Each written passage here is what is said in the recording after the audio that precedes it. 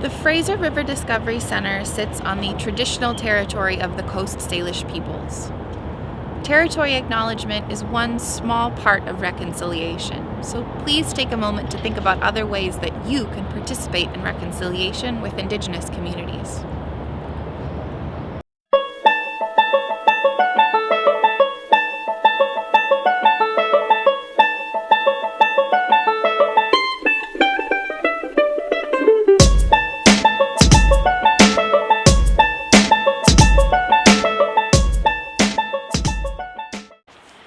Hello and welcome to the Fraser River Discovery Center at home. My name is Danika and today we are continuing our series on sit spots.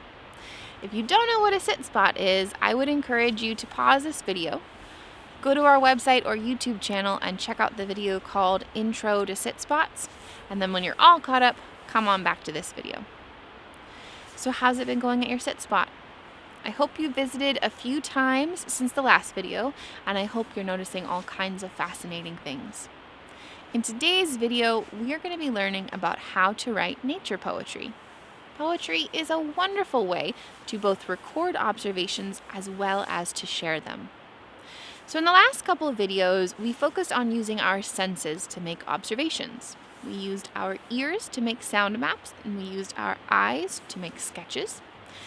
We observe things in order to gain more information, and feelings are a very important kind of information. And poetry is wonderful at helping us to explore emotions. We can write and read poetry to explore our own emotions or the emotions of others. So to get us going, I'm going to share with you a poem by Carrie Wheeler. She writes from the perspective of a possum. And through this poem, we can learn a little bit about how a possum lives and explore how a possum might feel. Awesome Possum by Carrie Wheeler. Mouth like a shooken up box of toothpicks to house all 50 of those teeth.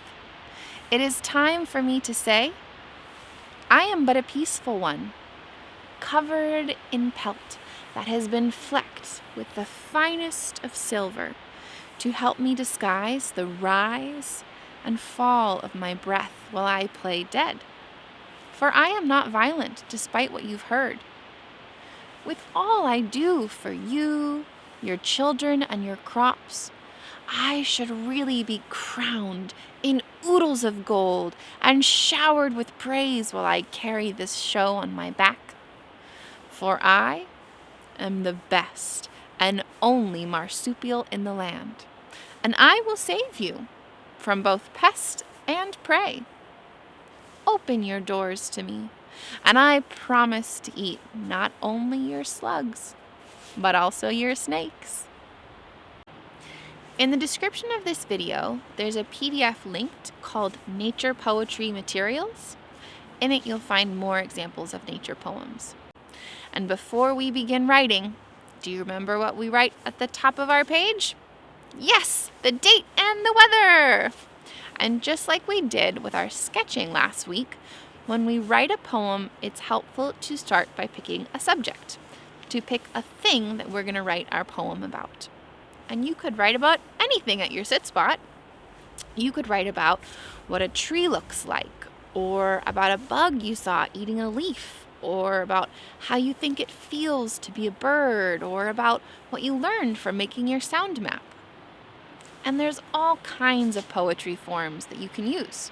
You may have heard of a haiku, which is a poem that has 3 lines with 5 syllables, then 7 syllables, then 5 syllables. Or you may have heard of a couplet, which is a poem that has 2 lines that rhyme. Today we're going to try out 2 poetry forms, an acrostic poem and a triant poem. An acrostic is a poem where the first letter of each line spells out a word. Here's an example. Beautiful, intelligent, really fast, diving. You can see that the first letter of each line spells out the word bird. This is a very simple one, but your acrostic poem could have longer phrases or even whole sentences. Start by picking the word, write it down the side of your paper, and then start filling in each line. The next poem form we're going to try today is called a triant. This poem has 5 lines, and today ours is going to focus on using our different senses to observe a subject. The first line is the title of your poem, or the subject. The second line is 2 words that describe the smell. The third line is 3 words that describe what it feels like. The fourth line is 4 words that describes how it looks. And the fifth line is 5 words that describe what it sounds like. You can see my example. Moss, damp, musty, soft, pillowy sponge, delicate leaves close together, muffled socks, walking in slippers. In the description of this video, as I mentioned before, there is a linked PDF called Nature Poetry Materials. In this, you can find both of the poems I just went over, as well as 2 more. You'll see the form of each poem and an example. Try these out a few times, or find poems you like and mimic their style, or just start writing and see what happens. And as you're writing your poems, I have a few tips for you. First, write your own poems and not someone else's. So it's a common idea that rain is sad and sunshine is happy, but if you're writing a poem about rain, really ask yourself what it makes you think and feel. Do you feel sad? Or does the rain spark other ideas and feelings for you?